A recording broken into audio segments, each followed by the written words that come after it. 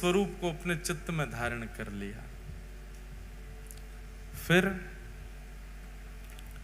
इसी कलिकाल में इंद्रद्युम्न नाम के राजा हुए। पूर्व के संस्कार उनके इतने सुदृढ़ थे। देखो बंधुओं, भक्त दो ही लोग बनते हैं, बहुत ध्यान से सुनिएगा।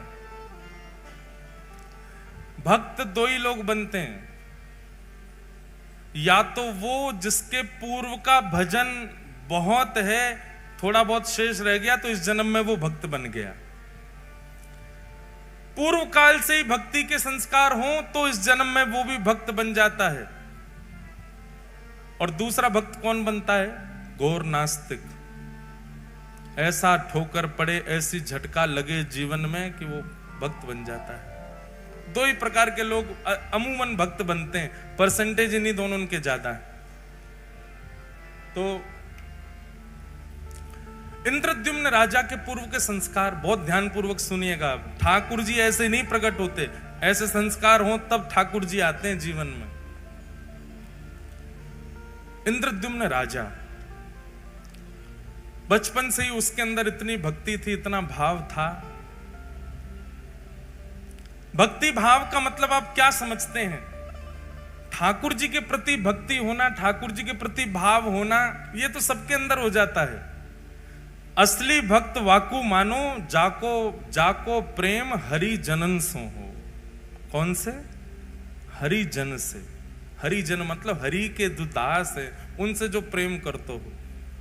हम एक बात कथा में कहते हैं कि महाप्रभु श्री जगन्नाथ जी के दर्शन करके आप जितना उछलते हो, राधा रमन जी के कपाट लगे, अचानक से गोसाई जी कपाट खोलते हैं तो जैसे महाराज सबकी भुजाएं खड़ी हो जाती है, नेत्र अपलक हो जाते हैं, हृदय में प्रसन्नता हो जाती है। राधा वल्लभ जी के दर्शन होते ही महाराज हृदय में अत्यंत शांति, अत्यंत शीतलता का अनुभव होता है।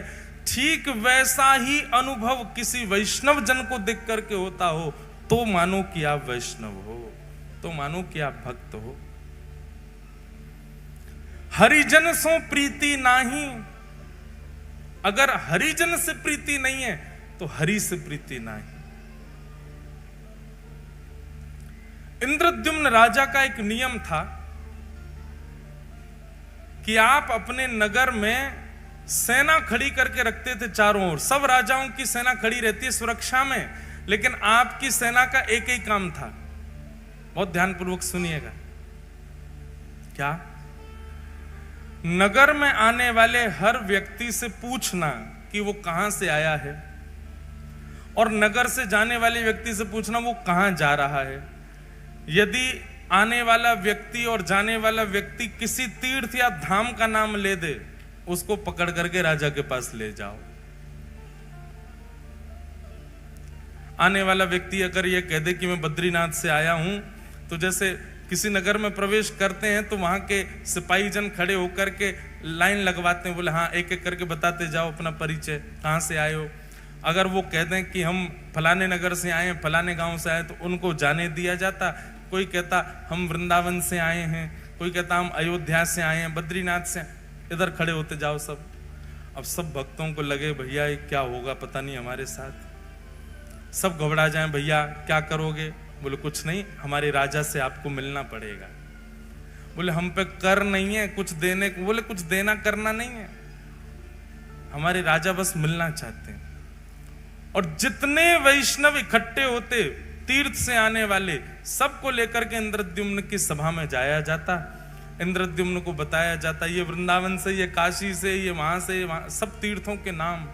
इंद्रद्युम्न अपनी सभा पूरी करके सबको एक कमरे में बिठाता और सामने बैठ करके एक एक करके उनको बुलाता। बोले आप उस स्थान का वर्णन कीजिए, वृंदावन कैसा है। और नेत्र बंद करके इंद्रद्युम्न केवल उसका अनुभव करता था। वहां की नदी कैसी है, वहां के लोग कैसे हैं, वहां की वृक्ष वल्लरियां कैसी हैं, वहां का तापमान कैसा रहता है, वहां ठाकुर जी की सेवा कैसी होती, प्रसाद कैसा लगता है, सारी बातें इंद्रद्युम्न बैठ करके सुनता था। एक अद्भुत भक्ति का प्रकार था इंद्रद्युम्न का।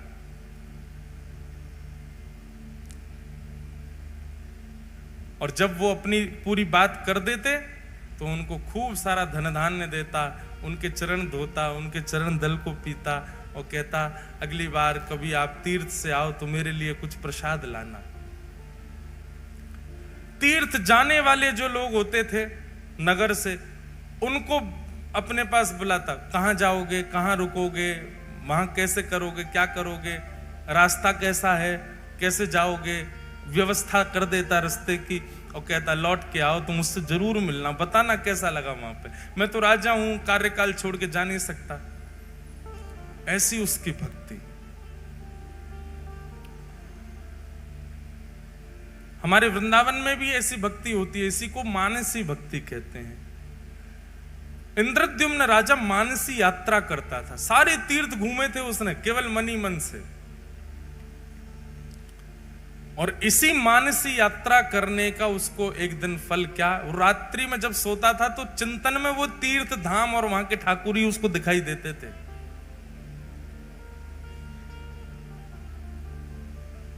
एक दिन ऐसे ही पूछते पूछते पूछते वैष्णवों से, उनके संग बैठ के सत्संग करते करते रात्रि में इंद्रद्युम्न सोए, और जैसे ही सोया स्वप्न में उसको एक पर्वत दिखाई दिया। उस पर्वत में सुंदर गुफा है और उस गुफा के भीतर त्रिभंग लली श्याम सुंदर बिल्कुल नील मणि की तरह चमक रहे हैं। अद्भुत उनकी छटा, ऐसा अद्भुत दर्शन करने लगा। उनका दर्शन करके नेत्र आनंदित हो गए। उनकी सुंदर चरण की उनके सुंदर अंग की सुगंधी इंद्रद्युम्न को आने लगी। उनकी वो एक क्षण की झलक इतनी सुंदर, इतनी मनमोहक थी। छटपटा करके नेत्र खुले इंद्रद्युम्न के,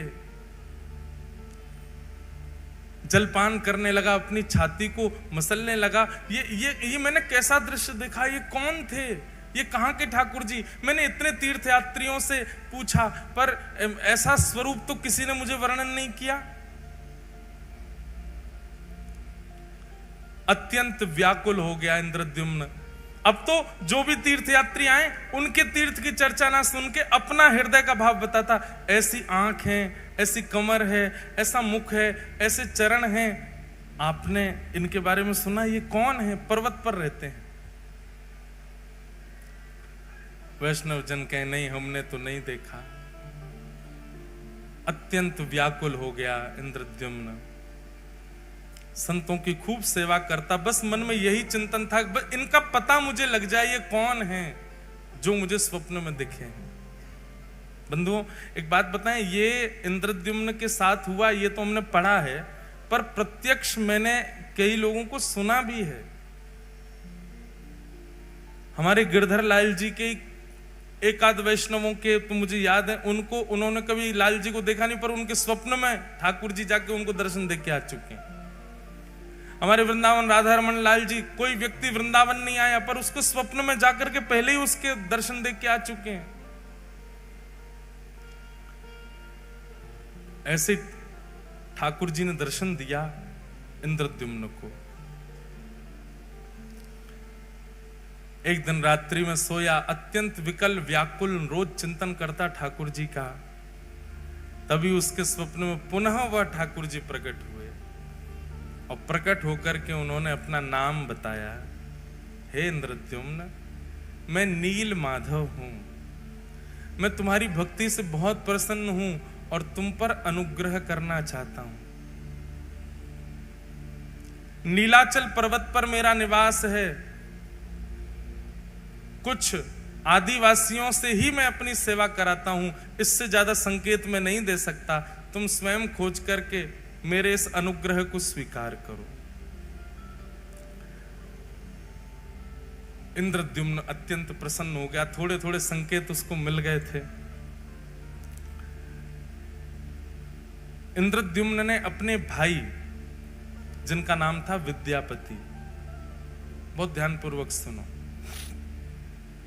विद्यापति को कहा कि लीलाचल पर्वत है, वहां पर आदिवासी सेवा करते हैं, नीलमाधव भगवान वहां पर विराज रहे हैं, तुम जाकर के उनकी सुध लेकर के आओ, वो ठाकुर जी मुझ पर कृपा करना चाहते हैं।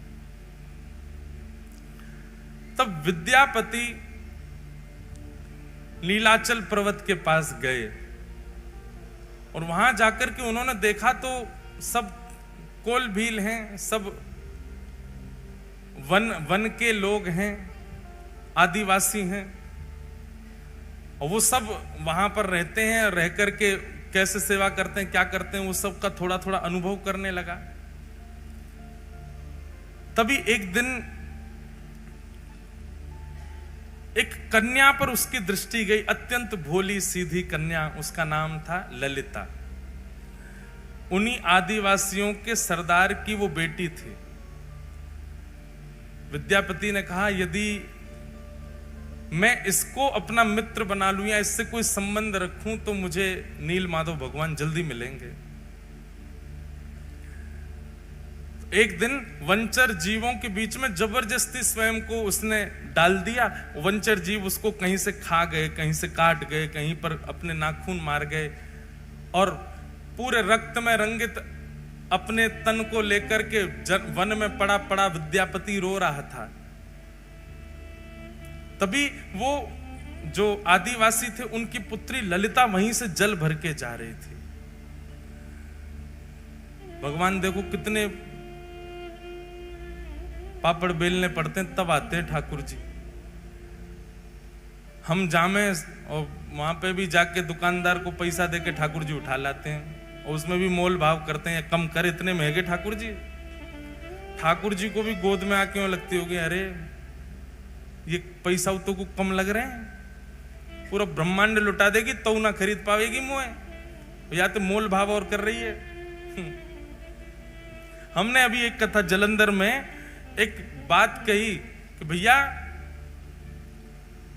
किसी व्यक्ति ने मुझसे प्रश्न किया कि महाराज जी, हम ठाकुर जी वृंदावन से लेकर के आते हैं या कोई भी लेता है, उसका पैसा देते हैं, तो मन में ये बात बनी रहती है कि हमने ठाकुर जी खरीदे हैं। हमको पैसे देने से मना नहीं है, हम देना चाहते हैं, पर यह भावना चित्त से जानी चाहिए कि हमने ठाकुर जी खरीदे हैं, उसका क्या करें।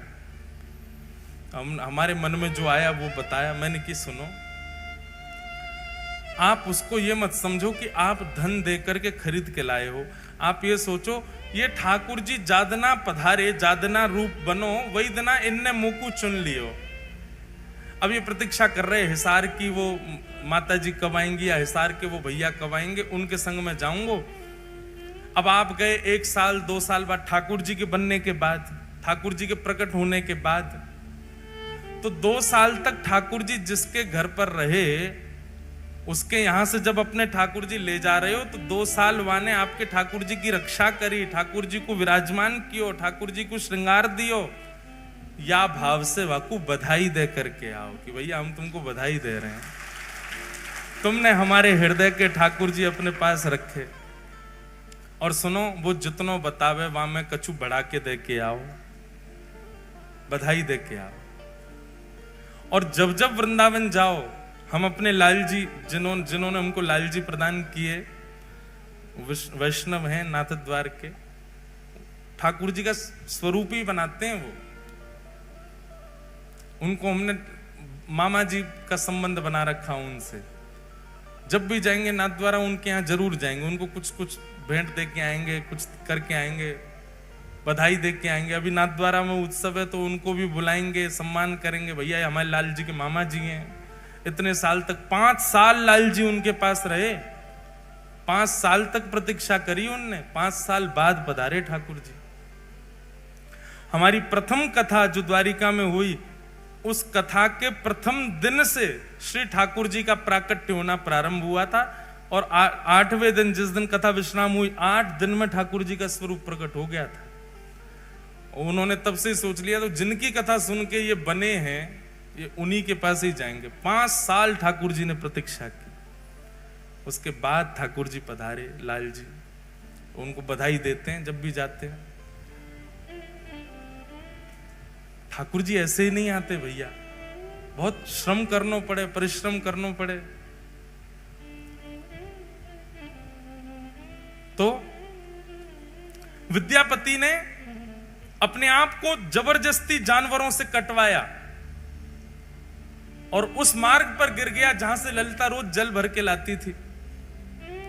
उसने जब देखा कि ये घायल पड़ा है, तुरंत उसको उठा करके अपने घर ले गए। सब लोग इधर देखो, बहुत ध्यान से कथा सुनो। श्री जगन्नाथ प्रभु कैसे पधारे, कैसे प्रकट भये, उसकी पूरी लीला है।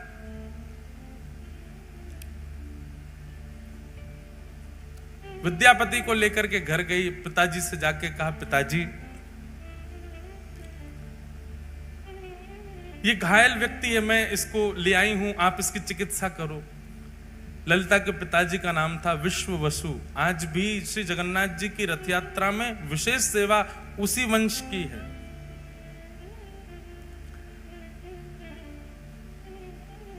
उसने चिकित्सा आदि की, चिकित्सा करके विद्यापति को घर पे ही रखा। बोले जब तक ठीक नहीं हो जाए तब तक उसको घर पे ही रखो। दोनों पिता और पुत्री मिलकर के उसकी खूब सेवा करते। धीरे धीरे विद्यापति ठीक होने लगा। उसकी तो पूर्व से साजिश थी, अब इसको साजिश कहना थोड़ा अटपटा लगता है, पर उसकी पूर्व से योजना थी कि मुझे नील माधव भगवान चाहिए, उसके लिए चाहे जो करना पड़े। धीरे धीरे ठीक हुआ। ठीक होकर के अब वो उसी घर में ही रहने लगा। विश्ववसु के साथ में उनका जो काम था, खेती बाड़ी आदि, वो कराने लगा। ललिता के साथ में थोड़ी उसने मित्रता कर ली। धीरे धीरे ललिता से प्रेम कर लिया, क्योंकि नील माधव भगवान की सेवा बहुत गुप्त रूप से होती थी। किसी को पता नहीं होता था कौन करता है, कैसे करता है, कहां है ठाकुर जी।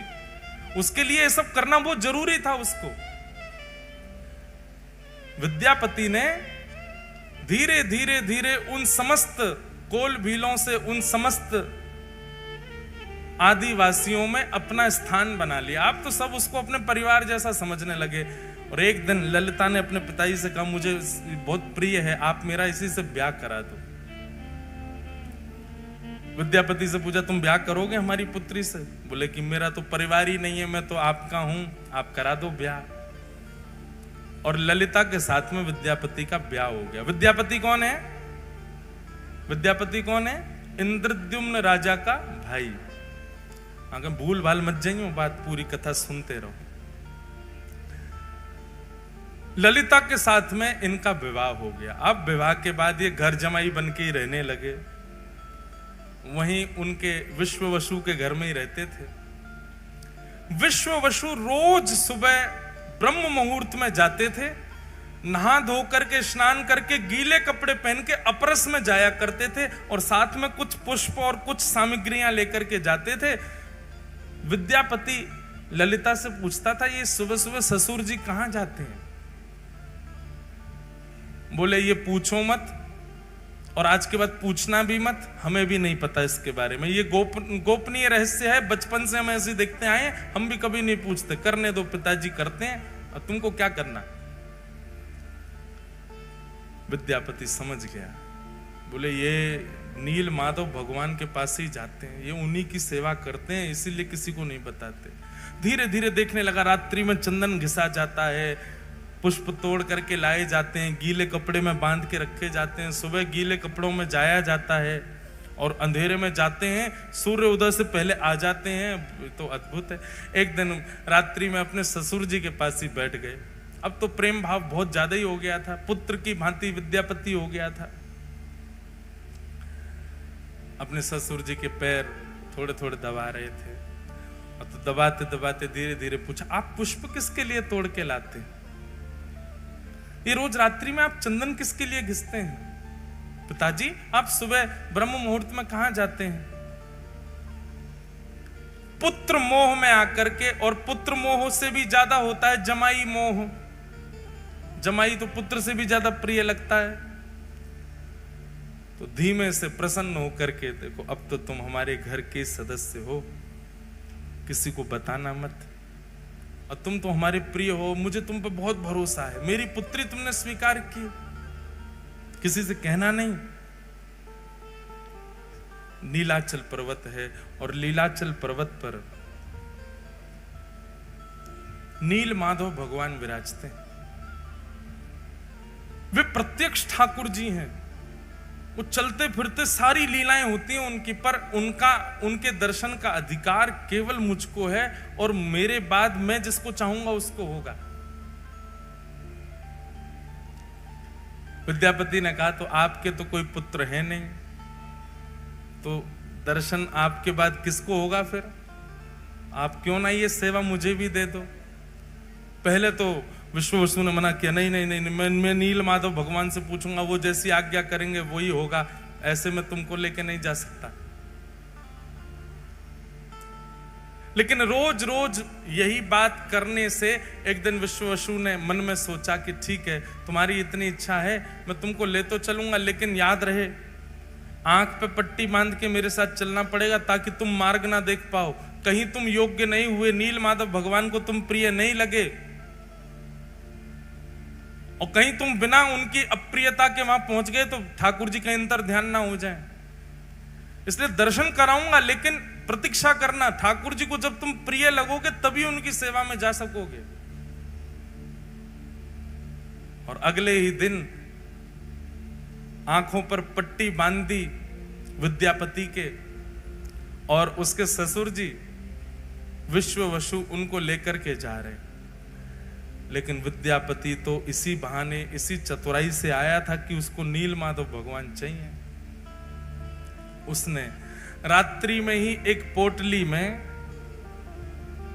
खूब सारी राई भर ली। राई समझते हैं, सरसों के दाने, वो भर लिए, और भर करके उसमें एक सुई का छेद करके उसको अपनी कमर पर बांध लिया। और कमर पर बांध के दूसरे दिन पिताजी ने रुई लगाई, रुई के ऊपर पट्टी बांधी, पट्टी बांध के हाथ पकड़ करके ले गए। वो नीचे से उसने पोटली थोड़ी सी दबाई, उसमें से राई निकलने लगे। चला गया पर्वत के ऊपर, दुर्गम मार्ग पार करके नीलाचल पर्वत पर गुफा में पहुंचे। और गुफा में जाकर के नील माधव भगवान की सेवा आदि करने के बाद कहा कि अब मैं तुम्हारी पट्टी खोलूंगा, एक क्षण देखना, दर्शन करके फिर पट्टी बांध लेना। और जैसे ही उसकी पट्टी खुली, सामने नील वर्ण के श्री नील माधव भगवान मंद मंद मुस्कुरा रहे हैं, कटाक्ष कमल नेत्र हैं, सुंदर ठाकुर जी का वपु दिखने लगा। दर्शन हो गए। दर्शन करते तुरंत पट्टी बांधी, बोले चलो अब वापस यहां से, ताकि मार्ग ना पता कर ले। वापस लाग रहे, अब देखो तुमको दर्शन हो गए, अब नील माधव भगवान आज्ञा करेंगे तो तुमको सेवा मिलेगी, नहीं तो ऐसे ही रहो। अब उसको कहां, वो तो छटपटा रहा था, उसको दर्शन हो गए, वही छवि दिखे। बोले भैया कब से प्रतीक्षा कर रहे हैं, अब इन सबको मैं बताऊंगा कि इन्हीं की आज्ञा है मेरे भैया को, तो ये लोग मानेंगे नहीं। भैया अपना राजपाट छोड़ करके आ नहीं सकते।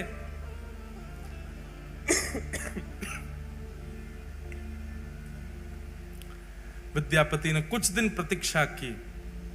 कुछ दिन प्रतीक्षा के बाद एक दिन सुबह सुबह उठ करके उसने मन में विचार किया कि अब सरसों पौधे बन गए होंगे, और उसी मार्ग के पीछे पीछे जाके मैं देखूं कैसे है नील माधव। सुबह उठ करके जैसे ही तैयार हुआ, पत्नी उठ गई। पत्नी ललिता पूछने लगी कहां जा रहे हो? बोले देवी पुष्प लेने जा रहा हूं, ठाकुर जी की सेवा करूंगा, तुम्हारे लिए गजरा बनाऊंगा। ऐसा कहकर के चला गया। ललिता बोली आज तक तो कभी लाए नहीं गजरा, आज तक तो कभी सेवा के लिए पुष्प लाए नहीं, आज अचानक। अब वो तो सरसों के पौधे देखते देखते देखते मार्ग उसने पता कर लिया था, उसी के पीछे पीछे ललिता उसके पीछे पीछे चल दी। और वो छुप छुप करके देखती हुई जा रही है, जा कहां रहा है। तभी वो नीलाचल पर्वत के ऊपर चढ़ने लगा, पीछे पीछे ललिता भी चली गई। जैसे ही गुफा में पहुंचे, नील माधव भगवान खड़े हैं सामने। इसको तो दर्शन का अधिकार था, ठाकुर जी तैयार ही थे इसके साथ जाने को। तो बस ये जैसे ही ठाकुर जी का स्पर्श करने वाला था, इतने में ही ललिता पीछे से आ गई, अनधिकारी सामने आ गया। और अनधिकारी के आते नील माधव भगवान वहां से अंतर ध्यान हो गए। और जैसे नील माधव भगवान अंतर ध्यान हुए, रोने लगा। बोले मैंने कितना सब बनाया था ठाकुर जी को ले जाने के लिए, आदि आदि सब बातें हुई। ललिता ने जाकर नीचे पूरे आदिवासियों में बात फैल गई, सब विश्ववसु को पकड़ करके बंदी बना लिए, उसको छल कपट किया तुमने हमारे साथ, आदि आदि। हमारे ठाकुर जी अंतर ध्यान हो गए, हमारे साथ जो किया सो किया, ठाकुर जी चले गए हमारे। हम तुझे दंड देंगे। बोले कि मुझे दंड दीजिएगा, लेकिन मुझसे पहले आप एक बार राजा इन करके व्यवस्थित करवाना और सुंदर किसी कारीगर से मेरा विग्रह स्वरूप बनवाना। कारीगर वो ही बनाएगा जैसा रूप मैं चाहता हूं प्रकट करना, इसलिए उसको कुछ बताने की आवश्यकता नहीं, बस कारीगरों से कहना कि वे अपनी कला से बनाना शुरू करें, क्योंकि मेरे रूप को वही बना पाएगा जिसको मैंने चुना होगा। इसलिए तुम केवल समुद्र के तट पर जाकर के तीनों काष्ठों को इकट्ठा करो। तब जो तिथि समय भगवान ने बताया था उसी तिथि समय पर गए, जाकर के देखा तो 3 काष्ठ बहते हुए, 3 दारू, दारू मतलब लकड़ी, बहती हुई समुद्र में से आई। और उन तीनों को इंद्रद्युम्न राजा ने अपने पूरी सेना से उठवाने का प्रयास किया, पर कोई हिला नहीं पाया। उठाना तो बहुत दूर की बात।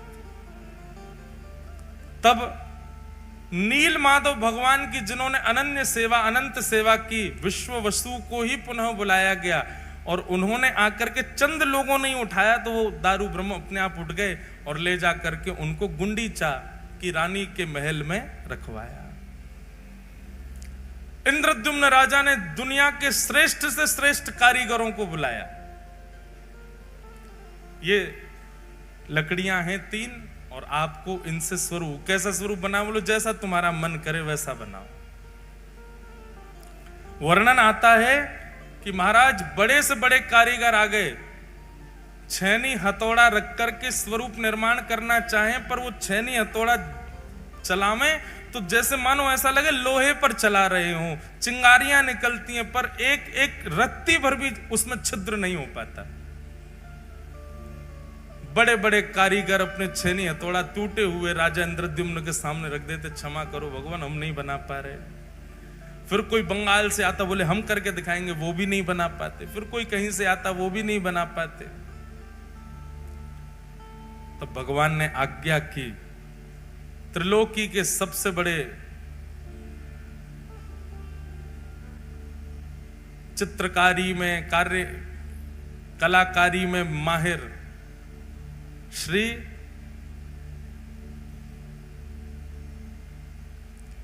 विश्वकर्मा जी को बोले आप जाओ और जाकर के मेरा वही रूप प्रकट करो जो नारद जी के चित्त में विराज रहा है। तब विश्वकर्मा जी एक वृद्ध कारीगर, एक मूर्तिकार के रूप में आए, दीनहीन से बिल्कुल पीछे खड़े थे सबसे। इंद्रद्युम्न राजा कारीगरों से कह रहा था, बोले मैं धन देने में कोई कमी नहीं छोड़ रहा, आप क्यों नहीं बना पा रहे? बोले क्या करें, हमारी छेनी हथौड़े ही टूट जाते हैं। तब सबसे पीछे खड़े वयोवृद्ध उस कारीगर ने कहा, महाराज मुझे सेवा दें। इंद्रद्युम्न ने उपहास कर दिया, बोले इतने बड़े बड़े नहीं कर पा रहे आप वयोवृद्ध, आपकी लकड़ियां बाट देख रही हैं शमशान घाट में, आप बनाओगे? तब आपकी पत्नी गुंडीचा के हृदय में भाव आया, बोले वो कह रहे हैं, एक बार सबने प्रयास किया तो उनको भी करने दो, ठीक है आप भी प्रयास करके देखिए।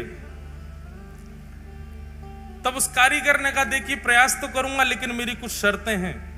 बोले क्या शर्तें हैं? बोले पहली बात, मैं जब ठाकुर जी का स्वरूप बनाऊं उस समय कोई आएगा नहीं। 21 दिनों तक मैं और काष्ठ एकांत में रहेंगे। राजा मैंने तुमको देखा, तुम हर 5 मिनट में जा जाके देखते हो कुछ हुआ कि नहीं हुआ, कुछ हुआ, ऐसा नहीं। 21 दिन तक तुम आओगे भी नहीं उस स्थान पर जहां ठाकुर जी का विग्रह बन रहा होगा। राजा बोला हमको कैसे पता चलेगा कि आप बना रहे हो? बोले बाहर खड़े खड़े छेनी हथौड़ा और जो भी प्रयोग हो रहे होंगे सामग्री, उनकी ध्वनि से तुमको पता चल जाएगा कि स्वरूप बन रहा है ठाकुर जी का। 21 दिन तक कोई नहीं आएगा, ये मेरी शर्त है। राजा ने बात मान ली और यहां विश्वकर्मा जी ने बनाना प्रारंभ किया ठाकुर जी को। बनाते बनाते बनाते बनाते 15 दिन बीते और 15 दिन तक रोज आवाज आती थी भीतर से, कुछ ना कुछ क्रिया चल रही है। 15 दिन तक इतना उतावला इंद्रद्युम्न दिन रात कान लगा के सुनता ही रहता था। हाँ, ठाकुर जी बन रहे हैं, मेरे ठाकुर जी बन रहे हैं। अगर नहीं बन रहे होते तो पहले दिन ही आ जाते, छेनी हथौड़ा लेके नहीं बन रहा। इतने सारे कारीगर सब निरस्त हो गए, इनसे बन रहे हैं, इसीलिए तो अभी तक चल रहा है काम भीतर। 15 दिन तक अत्यंत आनंदित इंद्रद्युम्न तो उत्सव की व्यवस्था करने लगा, बोले मेरे ठाकुर जी प्रकट होने वाले हैं। 15 दिन व्यतीत हुए, 15 दिन बाद ही महाराज भीतर से आवाज आनी बंद हो गई। आवाज आनी जैसे ही बंद हुई, पूरा दिन सुनता रहा, आवाज नहीं आई। थोड़ी और प्रतीक्षा करी, आवाज नहीं आई। उसके चित्त में शंका उत्पन्न हुई कि बहुत वयोवृद्ध हैं, कहीं ऐसा तो नहीं बनाते बनाते पधार गए हों भीतर ही, मेरे ठाकुर जी अधूरे रह जाएं। सबने कहा, बोले उनकी शर्त है, मना किया उन्होंने। बोले तो कब तक नहीं खोलूं मैं ठाकुर जी बनी नहीं रहे, एक दिन पूरा प्रतीक्षा कर ली मैंने। अरे भाई, ठाकुर जी कहीं अधूरे रह गए हो, वो पधार गए हो भीतर, फिर क्या होगा? अरे कोई और कारीगर आके आगे कार्य कर लेगा। किसी की ना मान करके गुंडीचा और इंद्रद्युम्न ने जैसे ही द्वार खोला, द्वार खोल करके देखा तो छेनी हथौड़ा नीचे रखे हैं। वो जो कारीगर थे वो वहां थे ही नहीं, और सामने जैसे ही देखा जन्म वेदी है वो, जहां ठाकुर जी 7 दिन विराजमान होते हैं रथ पे जाकर के, उसको जन्म वेदी कहते हैं, गुंडीचा के महल में। उस जन्म वेदी के ऊपर जैसे ही देखा है, तभी क्या पाया, 3 विग्रह ही 3 रूपों में विराजमान हैं। जहां पर बिल्कुल दाहिनी ओर में श्वेत वर्ण के श्री बलभद्र जी महाराज दोनों भुजा लेकर के, मध्य में सुभद्रा जी और वाम अंग में साक्षात नील माधव भगवान ही श्री जगन्नाथ जी के रूप में खड़े हुए। श्री जगन्नाथ महाप्रभु की। प्रथम दर्शन करते ही इंद्रद्युम्न रोने लगा। हाय नाथ, ये कैसा स्वरूप, भुजा भी नहीं बनाई पूरी, पेट भी अधूरा छोड़ दिया, अरे नेत्र भी नहीं। मैं पहले ही मना कर रहा था कि उसको मत लाओ, वो तो वृद्ध है। अरे ये बीच में स्वरूप, इनके तो हाथ ही नहीं है, पैर ही नहीं है, ये कैसा स्वरूप बना दिया। तुरंत मूर्छा आई इंद्रद्युम्न को, और मूर्छा आते ही ठाकुर जी ने पूरी द्वारिका लीला उनको दिखा दी। बोले ये स्वरूप सामान्य नहीं है इंद्रद्युम्न, ये मेरा प्रेम विगलित स्वरूप है। पूरे विश्व में मेरे अनेक अनेक रूप होंगे, पर ऐसा रूप एकमात्र पूरे भारत में, पूरे ब्रह्मांड में, पूरे त्रिलोक में यदि कहीं होगा तो केवल और केवल तुम्हारे पास नीलाचल पर्वत पर होगा, और कहीं नहीं। भगवान त्रिभंग लली गोलोक धाम में भी हैं, ठाकुर जी धनुष बाण लेकर के साकेत धाम में भी हैं, शंख चक्र गदा पद्म धारण करके वैकुंठ में भी हैं और पृथ्वी पर भी हैं। पर श्री जगन्नाथ तो केवल और केवल पृथ्वी पर हैं और कहीं भी नहीं है, केवल इस भूमि पर। महाप्रभु जी ने आज्ञा की, ये मेरा स्वरूप है, और ये स्वरूप मेरा प्रेम के कारण प्रकट हुआ है। इंद्रद्युम्न, अब तुम मेरा मंदिर निर्माण करा करके मेरे स्वरूप को विराजमान कराओ, और विराजमान करके मेरी सेवा प्रारंभ करो, ये मेरा ही स्वरूप है। तब इंद्रद्युम्न के हृदय में जो दोष उत्पन्न हो रहा था, जो भाव उत्पन्न हो रहा था, ये कैसा स्वरूप, वो भाव, वो दोष, वो दूर हो गया। पूरे जगन्नाथपुरी में, पूरे लीलाचल पर्वत पर महाराज श्री क्षेत्र में उत्सव मनने लगा। इंद्रद्युम्न ने भव्य मंदिर का निर्माण कराया, और भव्य मंदिर में जाकर के महाप्रभु श्री जगन्नाथ विराजमान हुए। बोलो जगन्नाथ भगवान की जय। महाप्रभु श्री जगन्नाथ विराजमान हुए। और कल फिर मैंने इसके आगे की कथा सुनाई थी। इंद्रद्युम्न राजा ने अपनी राज पदवी का त्याग कर दिया और राज पदवी का त्याग करने के बाद अपना संपूर्ण जो खजाना उसका था वो सब भगवान की सेवा में अर्पित कर दिया। गुंडीचा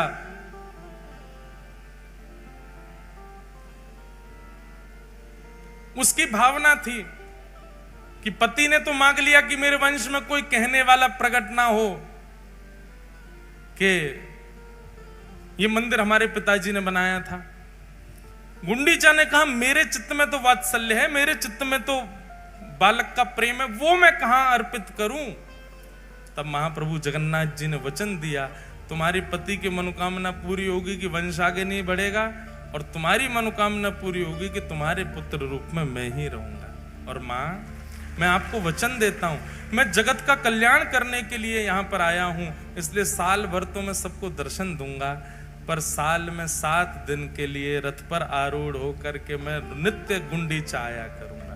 बंधुओं, स्कंद पुराण में ठाकुर जी के गुंडीचा में जब वो विराज जाते हैं, भगवान जब रथ पर बैठ करके आते हैं और रथ से उतर के जब गुंडीचा में 7 दिन विराजते हैं, उन 7 दिनों में दर्शन का इतना बड़ा महत्व है।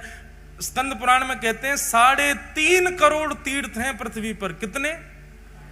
3.5 करोड़। 3.5 करोड़ तीर्थों को करने का फल केवल एक झलक गुंडीचा में जगन्नाथ जी की देखने से प्राप्त हो जाता है। और आप श्री मंदिर में जगन्नाथ जी को जब देखोगे तो आपको लगेंगे पर ब्रह्म जगन्नाथ विराज रहे हैं, लेकिन आप अनुभव करेंगे, आप जब गुंडीचा में जाकर के जगन्नाथ जी को देखेंगे आपको लगेगा नेक सो लाला बैठो है। वहां ठाकुर जी अपना पर ब्रह्म रूप आपको थोड़े पतले से दिखाई देंगे, थोड़े छोटे से दिखाई देंगे, नेक से हो जाएंगे और थोड़े टेढ़े मेढ़े से दिखाई, ऐसा लगेगा मानो खेल रहे हैं, किलोल कर रहे हैं। क्यों?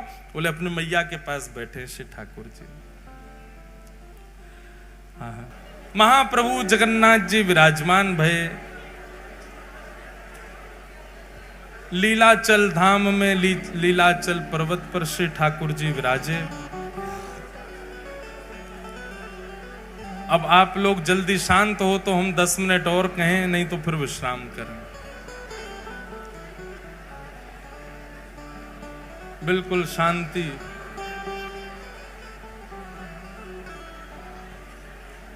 लीलाचल पर्वत पर महाप्रभु श्री जगन्नाथ जी विराजमान हुए।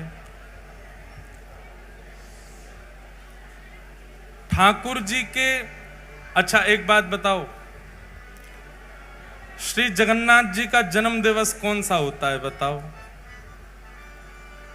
कौन बताएगा सब में? स्नान पूर्णिमा। स्नान पूर्णिमा जो होती है, जिसको चंदन यात्रा भी कहते हैं,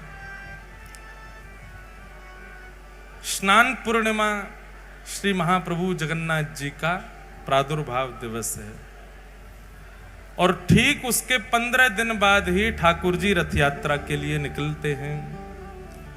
तो महाप्रभु श्री जगन्नाथ जी जैसे ही विराजमान भये, विराजमान हेवे के बाद ही ये लीला हुई कि गुंडीचा ने ठाकुर जी को पुत्र रूप में वर्ण किया और ठाकुर जी ने उनको आज्ञा दी कि हम आपके यहां रथ पर बैठ करके आएंगे। और ठाकुर जी की फिर उसके बाद सर्वप्रथम रथ यात्रा हुई। ठाकुर जी रथ में आरूढ़ होकर के गुंडीचा के लिए गए। अब यहां रथ का बहुत सुंदर वर्णन है, बहुत विस्तृत वर्णन है।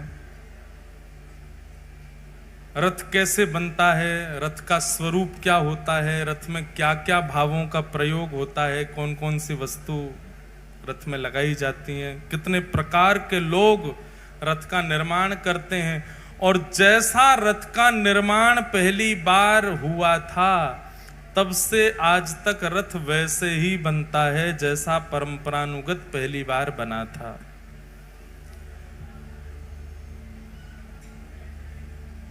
हमको लग रहा है आगे बोलें कहीं आप चूक नहीं जाओ, अच्छी बात है। सब लोग बैठ जाओ भैया।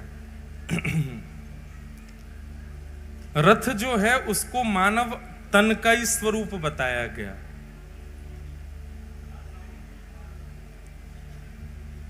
रथ बनना प्रारंभ कब से होता है पता है आपको? वसंत पंचमी। वसंत पंचमी से रथ बनना प्रारंभ होता है। मतलब सर्वप्रथम लकड़ियां इकट्ठी आदि प्रथम पूजन वसंत पंचमी को होता है लकड़ियों का, और उसके बाद से रथ बनना प्रारंभ होता है। और ठाकुर जी की रथ यात्रा जाकर के होती है कब? जुलाई में, लगभग गुरु पूर्णिमा के बाद आषाढ़ में जाकर के श्री महाप्रभु जी की रथ यात्रा होती है। इतना समय लगता है रथ बनने में। उसमें पंच वस्तुओं का ही प्रयोग होता है केवल रथ में।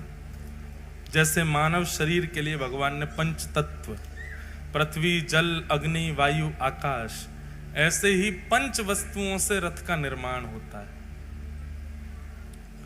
कौन कौन सी पंच वस्तु लगती हैं? सबसे पहला काष्ठ, लकड़ी।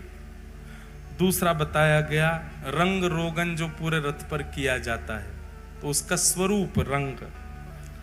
तीसरा रथ में प्रयोग किया जाता है धातु, उसमें कहीं पर लोहा, पीतल, स्वर्ण, चांदी भी लगाए जाते हैं रथ के अंदर ठाकुर जी के। तीसरा जंबूरा, यानी कि सुंदर पत्र और पुष्प, और अंतिम वस्तु है वस्त्र। इन पंच चीजों से महाप्रभु जी का रथ तैयार होता है। रथ तैयार होने के बाद में 7 लोग उस रथ का निर्माण करते हैं। कौन कौन से 7 लोग रथ का निर्माण करते हैं? सबसे पहला जो श्रेणी है, 7 लोग नहीं, मतलब 7 कैटेगरी हैं। एक एक कैटेगरी में 20-20 लोग हैं। पहले कैटेगरी है गुणाकार। ये गुणाकारी जो होते हैं, इनको अधिकार होता है ठाकुर जी की लकड़ी लाने का और उसको व्यवस्थित करके प्रदान करने का। काष्ठ आए बड़े बड़े, अब उनको छोटे छोटे रूपों में परिवर्तित करना, ये गुणाकारी जो लोग सेवादार होते हैं उनका काम होता है। दूसरे सेवादार होते हैं महाराणा। महाराणा, ये महाराणा कौन है? जो रथ बनाते हैं, सबको इकट्ठा करके उसको स्ट्रक्चर प्रदान करते हैं, महाराणा। तीसरे हैं लोहकार, जो लोहे का काम करते हैं, रथ में कहां पर चोवा लगाना, कहां पे क्या करना, वो सारा काम जो करते हैं। चौथे होते हैं चका नायक। ये चका नायक कौन होते हैं? जिनको चक्र बनाने की, जो रथ के पहिया होते हैं उनको बनाने की इनकी सेवा होती है। उसके बाद होते हैं मूर्ति नायक। पूरे रथ पर मूर्तियां बनाई जाती हैं, देवी देवताओं की, गंधर्वों की, माताओं, भगवान को नजर ना लगे तो हाय माताओं की भी मूर्ति बनती है। कई सारी मूर्तियां तो संसार को दिखती नहीं है, वो भीतर होती हैं, उनका भी निर्माण बहुत बहुत उच्च ढंग से रथ का निर्माण किया जाता है। ऐसे नहीं होता बस चक्का लग गए बैठ गए ठाकुर जी। उसमें एक सारथी भी बनाए जाते, घोड़े भी बनाए जाते हैं, दुनिया भर की, उनको गिनते गिनते आदमी थक जाए, इतनी मूर्तियां बनती हैं पूरे रथ पर। मूर्तिकार। तो गुणाकार, महाराणा, लोहकार, चक्रनायक, मूर्तिकार, और 5वें होते हैं चित्रकार। मूर्तियों में चित्र भरने का काम जिनका होता है। और अंतिम होते हैं सूचीकार, यानी कि दर्जी। रथ का जो शिखर होता है वो पूरा कपड़ा का ही होता है, पूरा कपड़ा से बनकर के निर्मित होता है। हमारे श्री गिरधर लाल जी का भी रथ यहाँ पर आया हुआ है, वो भी वहीं से बनकर के आया है।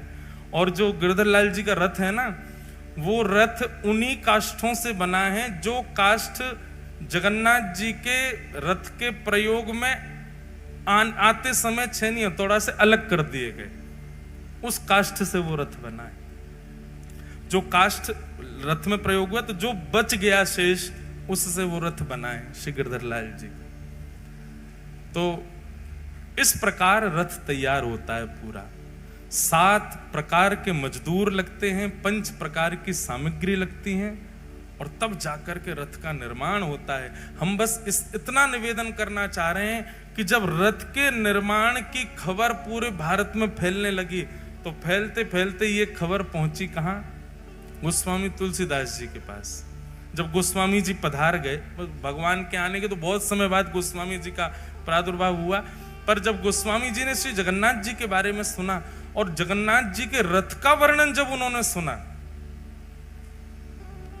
तो गोस्वामी जी के नेत्र बंद हो गए और एक एक बारीकी से उन्होंने एक कौन सी देवी बनाई गई है, कौन से देवता बनाए गए, चक्र की आकृति क्या है, घोड़े कैसे हैं, ऊपर सूचीकार ने वस्त्र कैसा बनाया है, रंग रोगन कैसा किया है, ये सब जब गोस्वामी जी ने सुना, सुनते ही गोस्वामी जी कहते हैं मेरे मानस में जो जो चिंतन हुआ था वही मैंने रामायण में लिखा और मेरे मानस में प्रभु श्री राम जिस विजय रथ पर बैठ करके रावण का वध करने गए थे वो यही रथ था, जिस रथ पर महाप्रभु जगन्नाथ विराजते। जब गोस्वामी तुलसीदास जी ने रथ का वर्णन सुना तो वे सुन के कहने लगे तुमने निश्चित ही मेरे मन की बात जान ली, मेरे मन में जो विजय रथ है राम जी का वो देख लिया। बोले नहीं, ये तो स्कंद पुराण में वर्णन है, महाप्रभु जी का रथ है। जब महाप्रभु जी का रथ सुना तो बोले ऐसा ही रंग, ऐसा ही रोगन, यहाँ पर ये देवता, यहाँ पर ये घोड़ा, यहाँ पर ऐसा चक्र, यहाँ पर ये रंग, ये बिल्कुल वही है जो विजय रथ प्रभु श्री राम का था। उसी नंदी घोष रथ के ऊपर महाप्रभु जगन्नाथ विराजते। तभी गोस्वामी जी के मन में आया, बोले भैया ये कहीं राम जी तो नहीं है जगन्नाथ जी। तब आपने जगन्नाथ जी की और जांच पड़ताल करवाई तो पता चला वो तो मक्खन का भोग लगाते हैं, सुबह सुबह दधी ओदन पाते हैं, चावल पाते हैं, भात पाते हैं, बलराम जी के संग में बैठे हैं। तो बोले अरे ये तो कृष्ण भी हैं।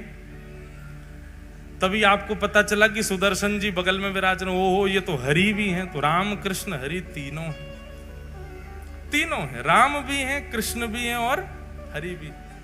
अगर कोई राम रूप में दर्शन करे तो राम जी, लक्ष्मण जी बीच में किशोरी जी खड़ी हैं।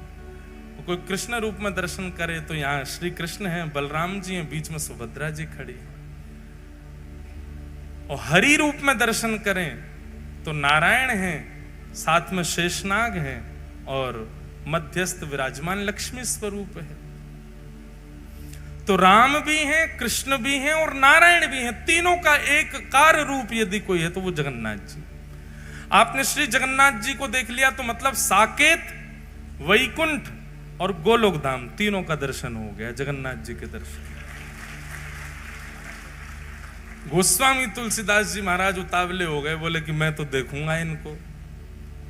गोस्वामी जी गए जगन्नाथपुरी।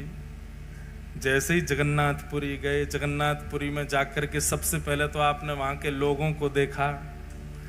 क्या देखा? हरि हरि बोलो, हरि हरि बोलो, हरि हरि बोलो, मटक मटक करके नाच रहे हैं महाराज। गोस्वामी जी महाराज देख करके सीधे भोले भाले सब घूम रहे हैं, सबको देख के बड़े प्रसन्न हो गए, बोले वाह भैया।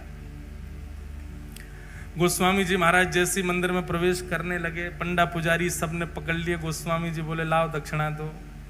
गोस्वामी जी बोले पहले ठाकुर के तो दर्शन करो। बोलो वो बाद में होंगे, पहले दक्षिणा दो। गोस्वामी जी का मन हो गया खिन्न सा, बोले कि कलयुग है यहाँ तो भारी लूट रहे हैं, बताओ। गोस्वामी जी भीतर गए तो महाप्रसाद की सुगंधी आने लगी। महाप्रसाद की स्थिति देखी महाराज तो जगन्नाथ प्रभु के महाप्रसाद का नियम है, आप आसन पर बैठ के नहीं खा सकते, आप ऊपर ऊंचे बैठ के नहीं खा सकते, आप नीचे कपड़ा बिछा के नहीं खा सकते, आप थाली में नहीं पा सकते।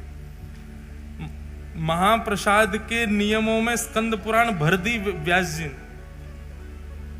इतना वर्णन किया महाप्रसाद का। महाप्रसाद का वर्णन करते हुए कहते हैं कि उसको भोजन, अन्न और स्वाद के लिए पाना ही नहीं चाहिए, अपराध लगेगा नहीं तो आपको। महाप्रसादे गोविंदे, चैतन्य महाप्रभु कहते हैं वो साक्षात गोविंद हैं। एक एक तिनका भीतर जाए तो यही समझो श्री कृष्ण जा रहे हैं, अब रास रासेश्वर कृष्ण जा रहे हैं, अब माखन चोर कृष्ण जा रहे हैं, अब हमारे चित्त में श्री राधा रमण जा रहे हैं, अब गोपी रमण जा रहे हैं, अब गोपेश्वर जा रहे हैं। एक एक अंग में, एक एक अन्न में ठाकुर जी की लीला चिंतन करके उसको पाना चाहिए, ऐसे नहीं पाना चाहिए भोजन समझ करके। बहुत उसका कल देखूंगा, अगर भाव लगा तो भक्त चरित्रों के बीच में वर्णन करूंगा। आप महाप्रसाद पा रहे हैं और कोई आकर के आपकी थाली आपके पत्तल में से पाले, आप उसको रोक नहीं सकते। आपने एक बार भी रोका और मान लीजिए आपने रोका नहीं, मन में सोचने लगे मेरा क्यों खा रहा है, आपके महाप्रसाद उसी समय उसका भाव नष्ट हो जाएगा। आप किसी को नहीं रोक सकते। एक जीव भी आकर के आपके पत्तल में से चाट सकता है, आप उसको भी नहीं रोक सकते। महाप्रसाद झूठा नहीं होता। महाप्रसाद आपके में से कोई खा जाए, आपके में से कोई ले जाए, आप पालो, झूठा नहीं। आप महाप्रसाद पाने के बाद, हम बहुत बड़ी बात बोल रहे हैं, ध्यान से सुनिएगा। आप महाप्रसाद पाते पाते महाप्रसाद हाथ में लगा है, आप ठाकुर जी को भी छू लो, उसमें कोई दोष नहीं, क्योंकि महाप्रसाद कभी भी झूठा नहीं माना जाता। महाप्रसाद कभी भी पाते समय भाव उठा करके मुख से उंगली स्पर्श नहीं करानी चाहिए। महाप्रसाद जब भी पाव लेकर के उसको इतना ऐसा लो कि वो एक थोड़ा सूखा रहे, लड्डू जैसा रहे, तो आप उसको ऐसे ऐसे करके पा सकते हैं। महाप्रसाद पाने में कभी भी अगर आपने उंगली छुपा दी तो महाप्रसाद का भाव नष्ट हो जाएगा। तो कहते हैं अधर से केवल महाप्रसाद भीतर जाना चाहिए। महाप्रसाद के बड़े नियम है और अंतिम नियम, बहुत सारे नियम है पर एक विशेष सुन लो, महाप्रसाद पाने के बाद हाथ नहीं धोना चाहिए। आप कहोगे महाराज जी हाथ में लगा उसका क्या करें, तो वहां का नियम है सिर से पोंछ लो और या फिर जब वो सूखा हो जाए तो सूखा होकर के हाथ मीड़ लो, उसका पूरा जो बुरादा बने उसमें जल लगा के तिलक लगा लो। महाप्रसाद अन्न नहीं है, महाप्रसाद व्यंजन नहीं है, महाप्रसाद वस्तु नहीं है, वो साक्षात जगन्नाथ। गोस्वामी तुलसीदास जी महाप्रसाद देखने गए तो क्या देखा, एक व्यक्ति खड़िया फूटा हुआ घड़ा था, उसमें नेक्से से चावल लेके महाप्रसाद बना बना के पा रहा था और पाते पाते उसने वो छोड़ दिया, उसमें कोई कुकर खाने लगा और जो हाथ था उसको यूं पोंछ लिया। तुलसीदास जी बोले जे क्या किया इसने, और वो झूठे हाथ से ही भीतर प्रवेश कर गया मंदिर में। माँ गोस्वामी जी बोले ये तो ऐसे तो लोग हैं यहाँ के। अब देखें ठाकुर कैसा है, भीतर जैसे ही प्रवेश किया, गोस्वामी जी के तो नेत्रों में आंसू आ गए। इनकी तो भुजा ही नहीं है, इनके तो नेत्र ही नहीं है, इनके तो कान ही नहीं है, नाक नहीं है, पैर नहीं है, कुछ भी नहीं है, अंग ही नहीं है इनका। तो मेरे प्रभु श्री राम बताया इनको, मेरे प्रभु श्री कृष्ण बता करके भेज दिया मुझे इनके पास। ये कैसे ठाकुर है? इतनी घबराहट होने लगी गोस्वामी जी को, तो तुरंत भागे वहां से। जैसे ही मंदिर से निकलने लगे तो एक वयोवृद्ध पुजारी बेंत लेकर के भीतर जा रहा था। गोस्वामी जी ने कहा तुम पुजारी हो क्या यहाँ के? बोले हाँ। बेंत लेके क्यों जा रहे हो गर्भगृह में? बोले लाला है, मानता नहीं, कभी कभी भय दिखाना पड़ता है इसको, इसलिए बेंत लेके जा रहे हो। गोस्वामी जी का तो और मन खिन्न हो गया, दौड़ करके गए, बोले कि अब भी जाऊंगा यहां से, अब रुकना ही नहीं है मुझे यहां पर। इतना मन उदास हुआ महाराज। इतने में ही समुद्र के तट पर जाकर के गोस्वामी जी तो रो रहे थे, अपने ठाकुर जी का चिंतन कर रहे थे बार बार। कैसा स्वरूप है, नव कंज लोचन कंज मुख कर कंज पद कंजारुणो श्री रामचंद्र कृपालु भज मन हरण भव भयदार। अरे नाथ, मेरे चित्त में दोबारा प्रकट हो जाइए। नव कंज लोचन, कंज कहते हैं कमल, कमल जैसे नेत्र हैं। नव कंज लोचन कंज मुख, कमल जैसा मुख है। पद कंज, पैर भी कमल जैसे। पद कंजारुणो, पूरा श्रीअंग कंज कमल जैसा। इतने में ही नेत्र खोल करके देखा तो सामने वही जगन्नाथ जी प्रकट हो गए, बिना हाथ पांव बारे। गोस्वामी जी कहने लगे नाथ ये कैसा रूप है? बोले खुद वर्णन करते हो और हमसे पूछ रहे हो? बोले मैंने कहां वर्णन किया? बोले मानस जी में किसने लिखा है? बिन पग चलहि सुनहि बिन काना। फिर क्या आगे? बिन निज कर्म करहु विधि नाना। बिना हाथ के सारे काम करता है, बिना कान के सुनता है, बिना नेत्रों के देखता है, बिना पैरों के चलता है। जाओ जाकर के मानस जी में चुप